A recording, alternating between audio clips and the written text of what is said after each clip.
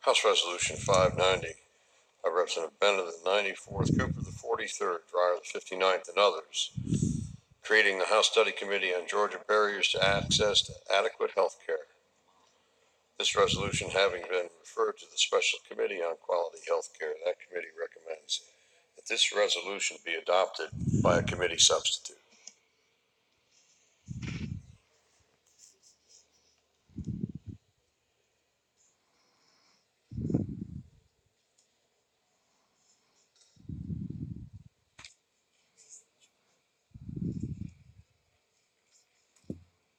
Chair recognizes Representative Bennett to present the resolution. Thank you, Mr. Speaker and colleagues. Today I rise to present to you House Resolution 590. It does have bipartisan support.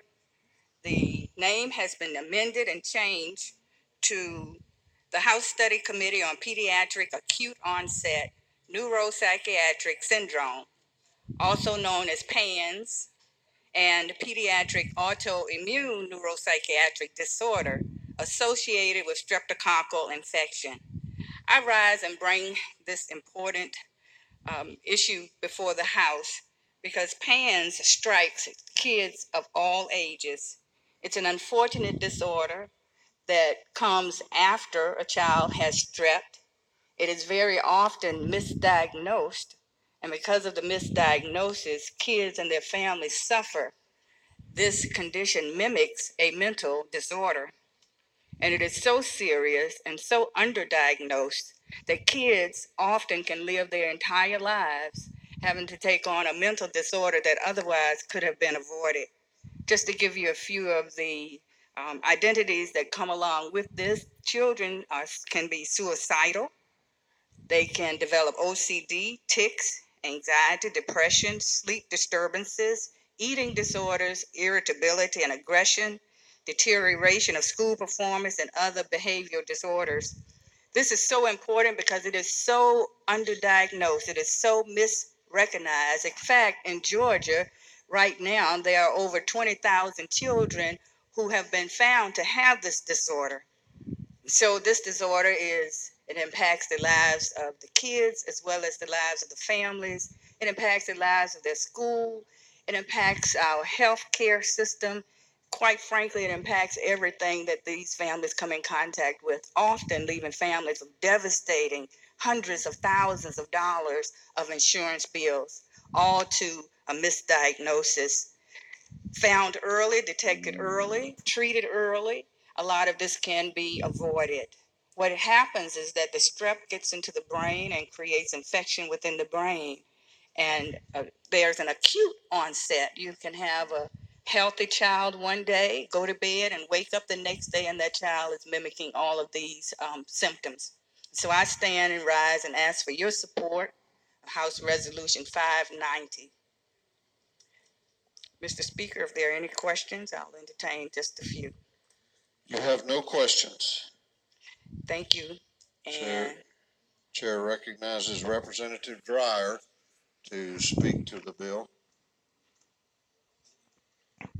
Thank you, Mr. Speaker. I want to be brief, but I do want to thank Representative Karen Bennett for her leadership on this, Chairman Smith, Chairman Cooper, for listening to this and meeting with the families. I have a lot of families in my community that are affected by this. I have children in each of my son's classes, both of their 4th and 2nd grade classes, that have been affected by this. And what you see is normal children that are playing basketball that are doing well in school, or maybe not doing so well in school, but completely break down and are unable to attend school for long periods of time. As Representative Bennett mentioned, tics and other features, this can look and be every bit as severe as Tourette's syndrome and has the exact same manifestations. But what some families have been able to learn is that if they can get the right diagnosis and the right treatment at the right time, their kids go back to the way they were. And I've seen this firsthand. I've coached kids playing basketball that are just back to the way they were when their families thought that their lives were going to be permanently altered by this.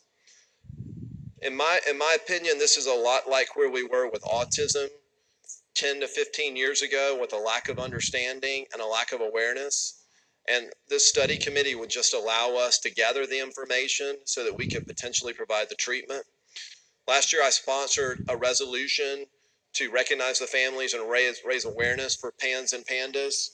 I got back to my seat, and a very beloved former legislator who passed away late last year from this body tapped me on the shoulder and said that his grandson had been affected by this, and that with the proper treatment, his grandson went back to the way he was, and they thought they might have lost him forever.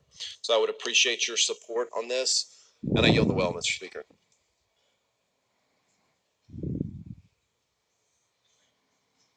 Is there any objection to the previous question being ordered? The chair hears none. The previous question is ordered.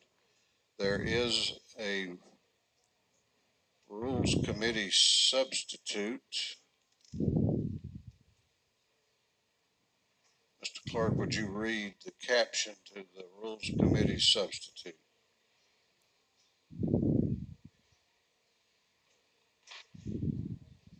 LC 460178S. Kelly the 16th offers the following substitute: HR 590, creating the House Study Committee on Pediatric Acute Onset Neuropsychiatric Syndrome and Pediatric Autoimmune Neuropsychiatric Disorder associated with streptococcal infection and for other purposes. Is there any objection to withdrawing the committee substitute? The chair hears none. The committee substitute is withdrawn. Is there any objection to adopting the substitute offered by the Committee on Rules?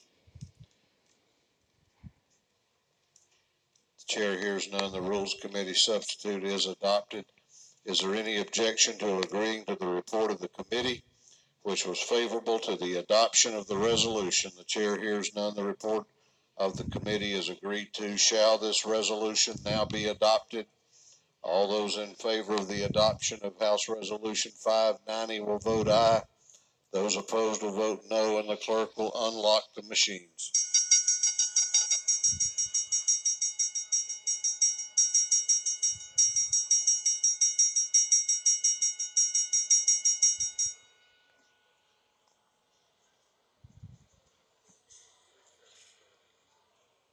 Have all members voted? Have all members voted?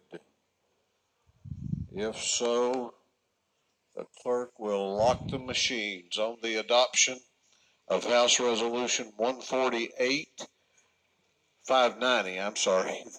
Ayes are 148, the nays are 3. This resolution, having received the requisite constitutional majority, is therefore adopted. We are going to have a little meeting for planning